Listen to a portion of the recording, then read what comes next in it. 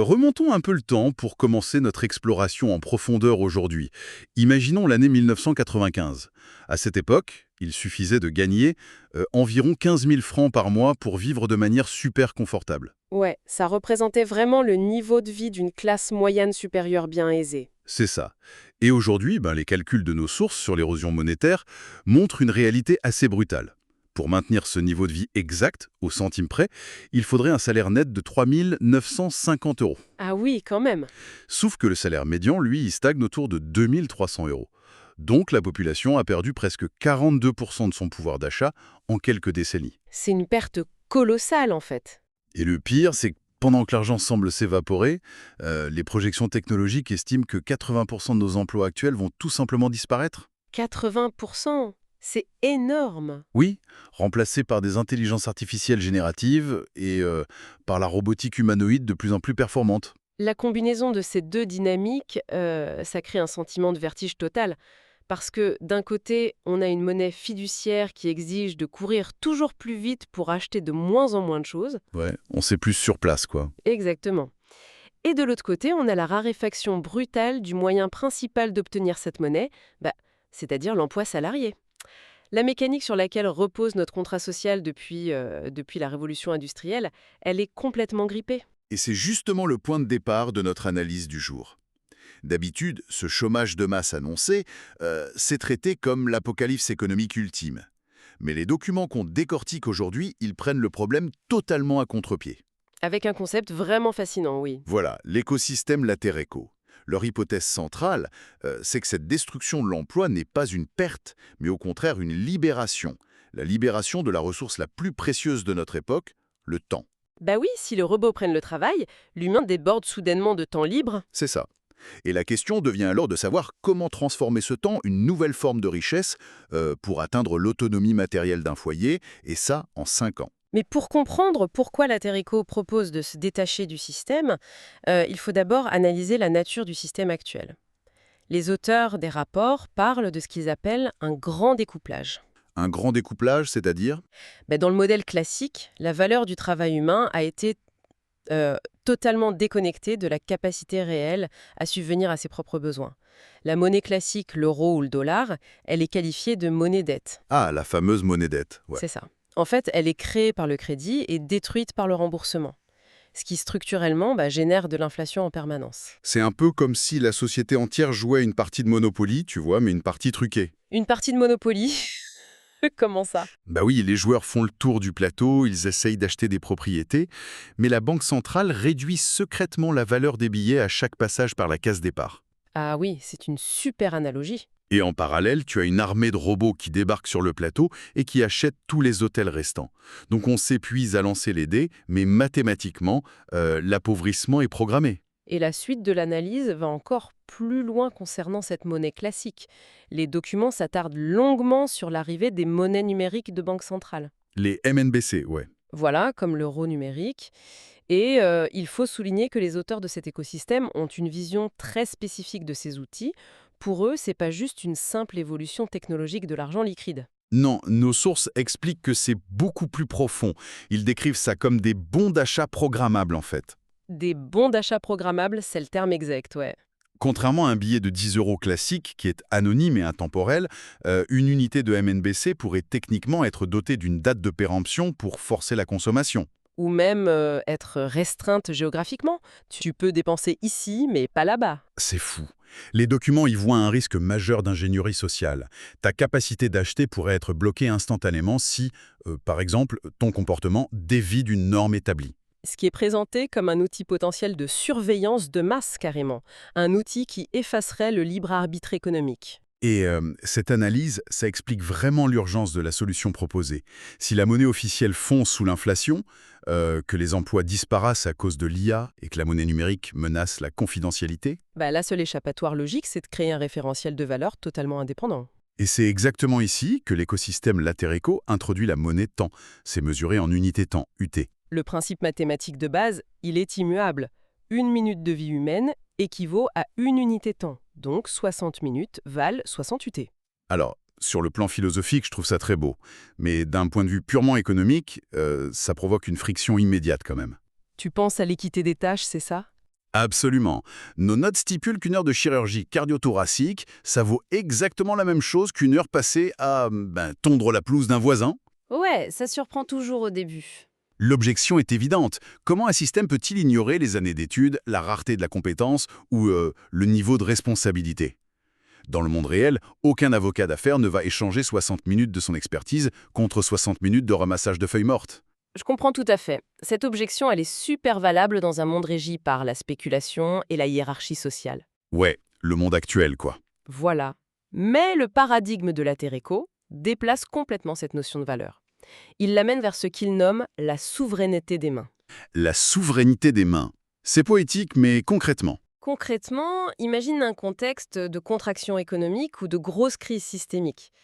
Un diplôme de droit des affaires, ça ne te permet pas de colmater une toiture qui fuit. C'est sûr. Ça t'aide pas non plus à réparer un système de filtration d'eau ou à faire pousser des pommes de terre. Dans cet écosystème, la valeur d'une action se mesure à son utilité immédiate pour la communauté locale. Ah, je vois. Donc la rareté n'est plus basée sur le prestige académique, mais sur le besoin physique direct et immédiat. Exactement. C'est un retour aux fondamentaux de la survie et du confort basique. D'accord. Mais au niveau de la création de cette monnaie, comment ça fonctionne techniquement? S'il n'y a pas de banque centrale pour émettre ces fameuses unités temps, d'où elles sortent? C'est là qu'intervient la beauté de la comptabilité en crédit mutuel. C'est vraiment le moteur de cette monnaie-temps. Un crédit mutuel, donc sans intérêt? Tout à fait. Et surtout, contrairement à l'euro, l'unité temps n'est ni extraite ni frappée à l'avance, elle naît très exactement au moment de l'échange. Ok. Donne-moi un exemple pour clarifier. Bien sûr. Si la personne A garde les enfants de la personne B pendant une heure, le compte de la personne A est crédité de plus 60 UT. Et le compte de la personne B est débité de moins 68T, j'imagine. C'est ça. La somme totale du système est toujours égale à zéro. Ce qui explique pourquoi il n'y a aucune inflation possible. Le système gère simplement un registre de confiance mutuelle, en fait. Voilà. Et personne n'a intérêt à accumuler frénétiquement des milliers d'heures sur un compte. L'objectif, c'est pas de thésauriser pour s'enrichir, mais vraiment de fluidifier l'entraide locale. Donc une heure d'aujourd'hui vaudra toujours une heure dans 10 ans. Zéro inflation. C'est garanti par la nature même du temps. Mais pour comptabiliser tout ça, sans repasser par les serveurs des banques centrales, nos sources mentionnent une plateforme décentralisée. Oui, il l'appelle Cyclos 4, si je me souviens bien. Oui, Cyclos 4, ça fonctionne comme un grand livre de compte numérique partagé et c'est spécifiquement paramétré pour gérer ces unités de temps de manière super sécurisée et transparente. Et j'imagine que c'est conçu pour être hors d'atteinte du système financier classique. Totalement. L'infrastructure est pensée pour échapper au radar de l'économie financiarisée. Ça opère souvent sur des serveurs indépendants, constituant un peu la colonne vertébrale numérique de ces réseaux de résistance. Ok, alors on a la philosophie et on a l'outil technique. C'est super. Mais bon, il y a un gouffre entre s'échanger des heures de jardinage et réussir à payer ses impôts fonciers ou sa facture d'électricité en monnaie officielle. Ah, la transition avec le monde réel. C'est crucial. Ben oui. Comment la monnaie temps parvient-elle à rendre un foyer réellement autonome dans un monde qui exige toujours des euros à la fin du mois? L'écosystème Latereco a prévu ça. Il détaille un plan d'action de 5 ans qui est divisé en 3 phases. 3 phases sur 5 ans, ok. La phase 1, ça consiste simplement à substituer les dépenses. L'objectif n'est pas de vivre en autarcie instantanément, ça c'est impossible. Évidemment. Alors qu'est-ce qu'on substitue? Il s'agit d'identifier, dans le budget mensuel d'un foyer, toutes les prestations de services qui peuvent être remplacées par un échange en unité temps. Genre quoi? Ou la garde d'enfants, justement. D'accord.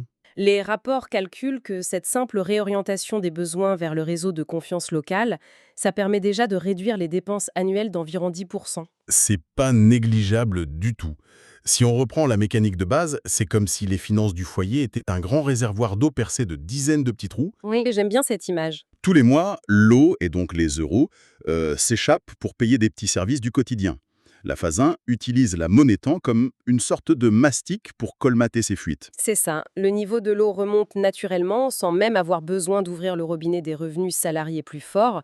Mais attention, si ces 10% d'euros sauvegardés restent bêtement sur un compte bancaire classique, ils vont fondre avec l'inflation dont on parlait au début. Tout à fait. Il faut une conversion immédiate. Et ça, c'est précisément le but de la phase 2. La réinjection des euros, c'est ça. Oui, le capital fiduciaire préservé est systématiquement réinjecté dans des actifs tangibles et surtout locaux. Donc on n'achète pas des actions en bourse avec. Surtout pas. D'une part, c'est pour soutenir l'agriculture paysanne de proximité, en achetant des produits bio et non transformés, ce qui permet de sécuriser le domaine de l'alimentation du foyer. Super important. Et d'autre part, D'autre part, ces euros servent à financer l'achat de matériel dit low-tech, du matériel orienté vers la résilience. L'analogie du réservoir prend vraiment tout son sens ici.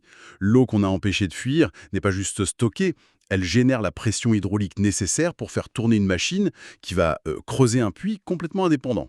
exactement. Les foyers achètent par exemple des panneaux solaires en autoconsommation, des systèmes de filtration d'eau par gravité ou encore des poêles à bois à très haute efficience thermique. Et ça, j'imagine que ça déclenche un véritable effet domino. Un énorme effet domino qui nous propulse directement dans la phase 3.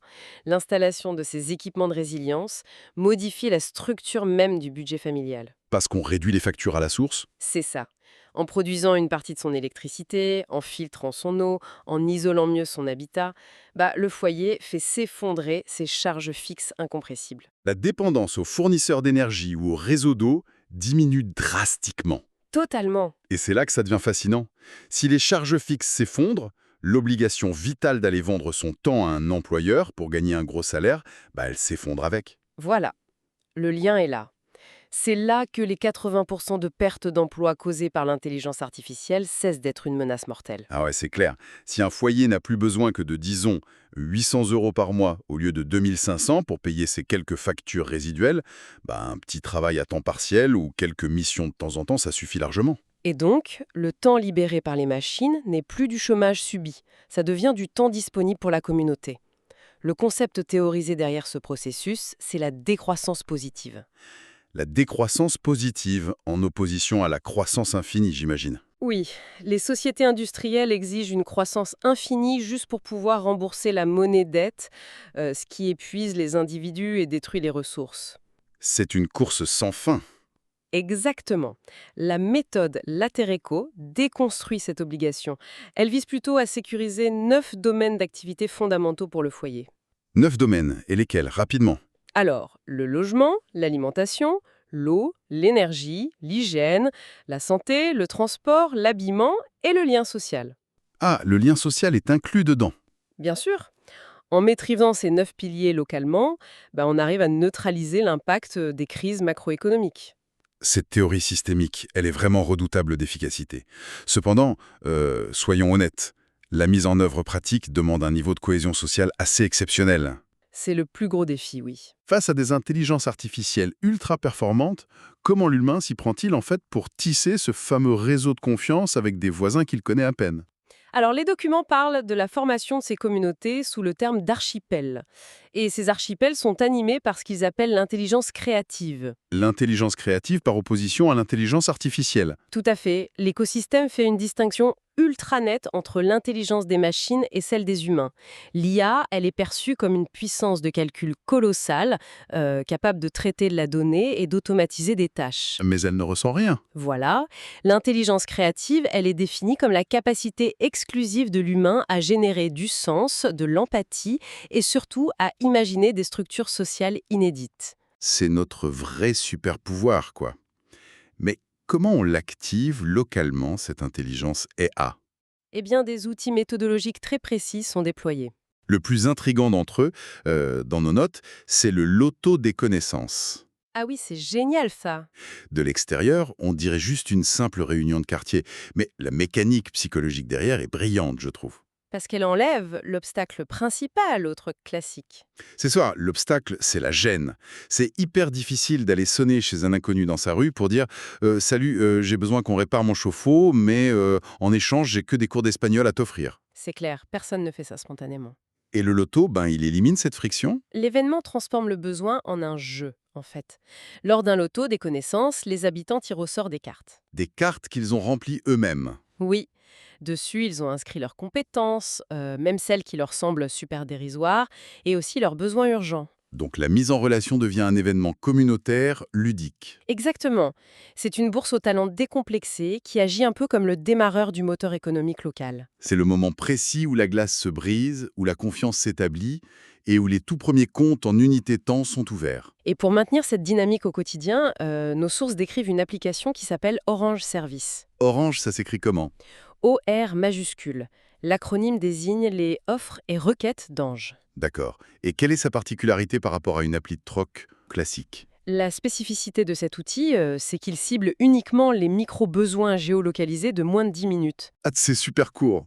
Moins de 10 minutes. Oui, comme aider quelqu'un à monter un canapé au troisième étage ou prêter une perceuse pour faire un trou. Ou surveiller la voiture de quelqu'un qui a laissé ses clés à l'intérieur en attendant un double. Des petits trucs comme ça. Voilà. Et la conception de cette application est extrêmement stratégique. Pourquoi? Parce que les concepteurs de l'écosystème savent très bien que s'engager tout de suite dans de grands chantiers de résilience, ça peut effrayer au début. Oui, dire à son voisin, il y a on installe des panneaux solaires, ça fait peur. Grave.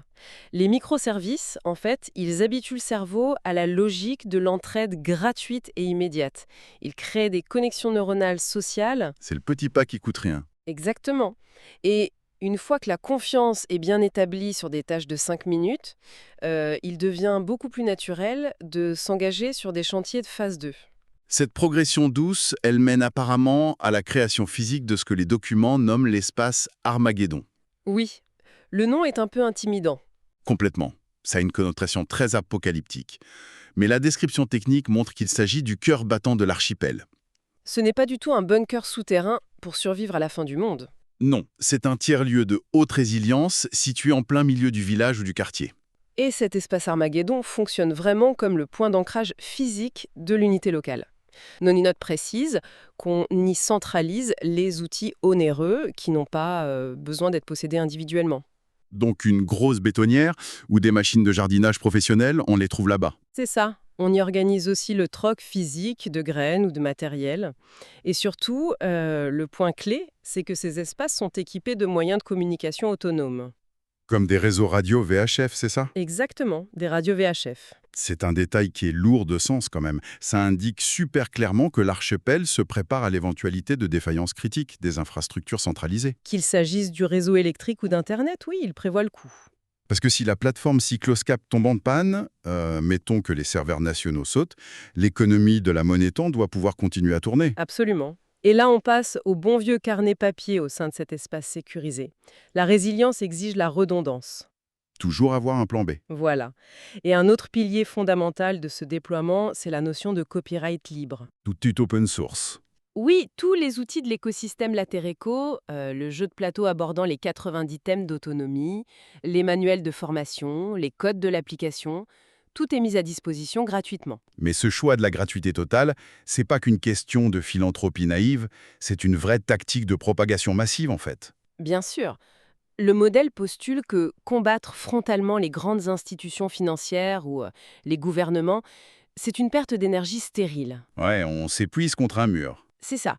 Il s'agit plutôt de construire un système parallèle qui est tellement robuste, tellement logique et bénéfique pour ses utilisateurs, qu'il finit par rendre l'ancien monde obsolète par simple effet d'aspiration. Et la synthèse de ces centaines de pages de documentation qu'on a épluchées, ça offre vraiment un renversement de perspective assez magistral, je trouve. C'est le moins qu'on puisse dire. La disparition programmée de 80% des emplois à cause de l'intelligence artificielle n'est plus vue comme une tragédie. Elle n'est une tragédie que si la population reste prisonnière du jeu de la monnaie dette. Exactement. Dès l'instant où l'on change de référentiel de valeur, ce chômage de masse se transforme soudainement en un gisement inépuisable de temps humain. Et ce temps, adossé à un registre de crédit mutuel, il permet de réaménager physiquement les lieux de vie, de produire sa propre énergie, de sécuriser sa nourriture. Et finalement de retrouver une véritable souveraineté face aux crises économiques, oui.